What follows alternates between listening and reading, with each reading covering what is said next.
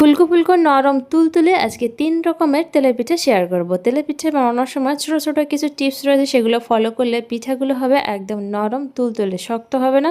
রেসিপিটা কে কোথা থেকে দেখছেন কমেন্টে অবশ্যই জানাবেন। ভালো লাগলে লাইক কমেন্ট শেয়ার করে দেবেন।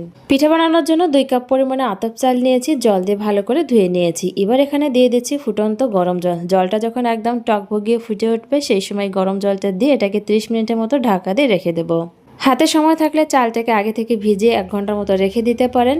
আর হাতে যদি সময় না থাকে এভাবে গরম জল দিয়ে ভিজিয়ে রেখে দিতে পারেন। চালটা নরম হয়ে গেছে, মিক্সার জারে চাল আর জল দিয়ে এটাকে ব্লেন্ড করে নিয়েছি, তারপর চালনিতে করে চেলে নিচ্ছি। ব্লেন্ড করার পর ছোট ছোট চালে দানা থেকে যেতে পারে, তার জন্য এটাকে চেলে নিতে হবে। কড়াইতে দিয়ে দিচ্ছি 1.5 কাপ পরিমাণে চিনি আর 1 কাপ পরিমাণে জল। যে যেমন পিঠা তৈরি করবেন সেই হিসেবে কিন্তু জল আর চিনি পরিমাণটা এখানে দিতে হবে। জলটা হালকা গরম হলে এর ভিতরে 2 হাতা পরিমাণে চালের পেস্ট দিয়ে দেবো। এটাকে ভালো করে মিশিয়ে নিতে হবে।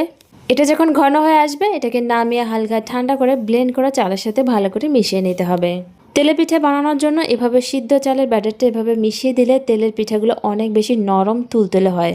চালের গুঁড়ো হোক বা চালটাকে ব্লেন্ড করে হোক, এভাবে যদি পিঠা তৈরি করেন পিঠাগুলো হবে ফুলকো ফুলকো নরম তুলতুলে। বানানোর পর নিজেই বিশ্বাস করতে পারবেন না এই পিঠাগুলো এতটা নরম তুলতুলে হতে পারে। তেলের ভিতরে একটা টিফিন কারির ঢাকনা গরম করে নিয়েছি, তারপর পিঠার ব্যাটার দিয়ে এটাকে ভেজে নিচ্ছি। এভাবে পিঠাগুলো ভাজলে প্রত্যেকটা পিঠা একই সাইজের তৈরি হয়, একটা ছোট একটা বড় হয় না। পিঠাগুলো ভেজে নিয়েছি আর পিঠা দেখেই বুঝতে পারছেন সবগুলো পিঠা কিন্তু একদম ফুলকো ফুলকো নরম তুলতুলে হয়েছে। একটা পিঠা ছেড়ে দেখাচ্ছি ভিতরটা কতটা সুন্দর হয়েছে। এবার আরও একটা তেলের পিঠা তৈরি করব, তার জন্য মিক্সার জারে 1 কাপ পরিমাণে চিনি দিয়ে এটাকে গুঁড়ো করে নিয়েছি।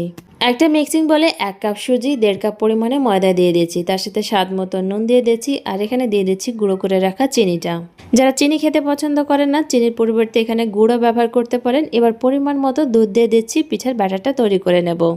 দুধটাকে আগে থেকে জাল করে ঠান্ডা করে নিয়েছিলাম, এখানে ফ্রিজে রেখে দেওয়া ঠান্ডা দুধ ব্যবহার করা যাবে না। এবার অল্প অল্প পরিমাণে দুধ দিয়ে এটাকে মিশিয়ে নেব।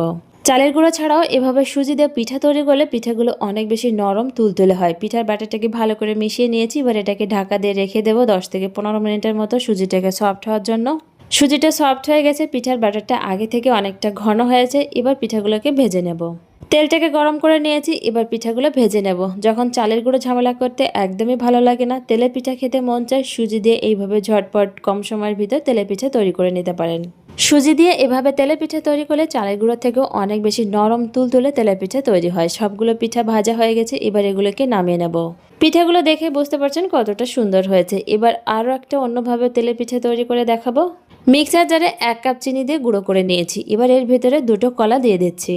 এবার এর ভিতরে দিয়ে দিচ্ছি 1 কাপ পরিমাণে ফ্রেশ কোরানো নারকেল আর এর সাথে দিয়ে দিচ্ছি 1 কাপ পরিমাণে সুজি, দিয়ে দিচ্ছি 1 কাপ পরিমাণে দুধ। যতটা দুধ নিয়েছি ঠিক ততটাই সুজি ব্যবহার করেছি, স্বাদ মতো নুন দিয়ে দিচ্ছি। এবার এগুলোকে একসাথে ভালো করে ব্লেন্ড করে নেব।